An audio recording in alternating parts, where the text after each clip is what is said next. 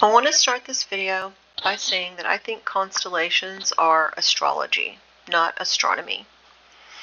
And I could never see the pictures that they say are drawn around the stars.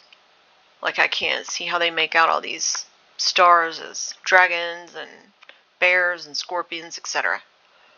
So I don't think constellations are the signs that God talks about in heaven. And I understand that people interpret the Bible in different ways, and I'm not trying to debate with other believers about interpretations. Because some people say use KJV only, some say don't use extra canonical books, some say do use them, others say don't use any book other than the Bible, but then argue about the passages and what they mean.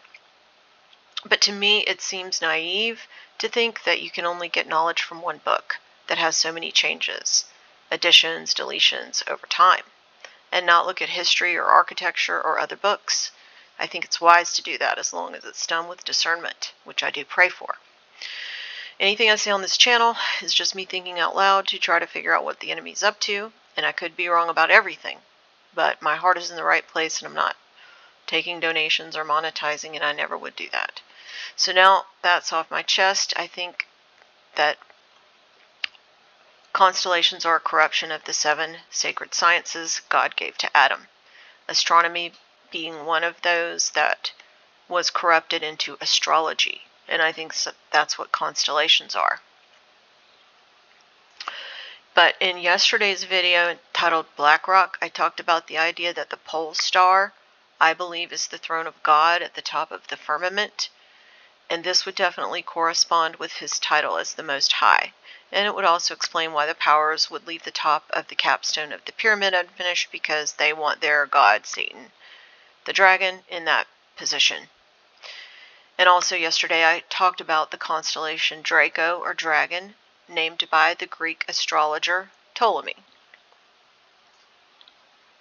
And I say astrologer because the fallen worked with the empires, Greece being one of those empires, to corrupt the 7 sacred sciences into astrology, I believe.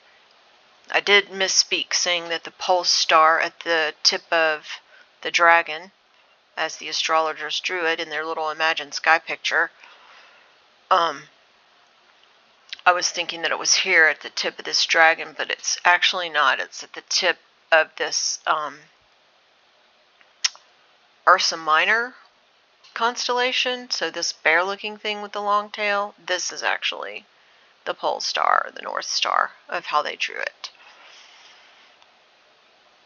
So that's where it is in their little drawing. And this is, by the way, a depiction of the constellation Draco from a set of constellation cards named Urania's Mirror, published in London in 1825. And Urania was a muse of astronomy or astrology in Greek mythology. And here she is, depicted in Pompeii, which was destroyed. I also talked about Thuban, which is depicted on the celestial map at Hoover Dam, which I covered yesterday and in more detail in my video Celestial Maps. And Thuban is within Draco also, and the astrologers say that it was the pole star. Thuban was the pole star from 4000 to 2000 BC, and that the Egyptian pyramid was aligned to it. And Thuban is actually the head of the dragon. Okay. So why would astrologers depict a serpent coiled around that pole star? I think it's because they're aware that it's the throne of God, but they're trying to superimpose their God on top, or the dragon. And I meant to mention yesterday that I do think the North Pole is the center of the Earth, which I believe is a plane, not a globe. I just don't think there's a cube hole sucking people into the abyss as reported by Mercator, which I covered in my video Black Rock. But I do think that could be what is alluded to in this fountain at the 9/11 Memorial in New York City, this abysmal thing here, dedicated to the people supposedly who died or were sacrificed, with oak trees planted all around it. And the oak tree is sacred to the Druids. and the architect for the memorial was an Israeli. And we already know that the Zionists and the Druids are in cahoots. See my video titled Jerusalem, which I believe makes that very obvious historically.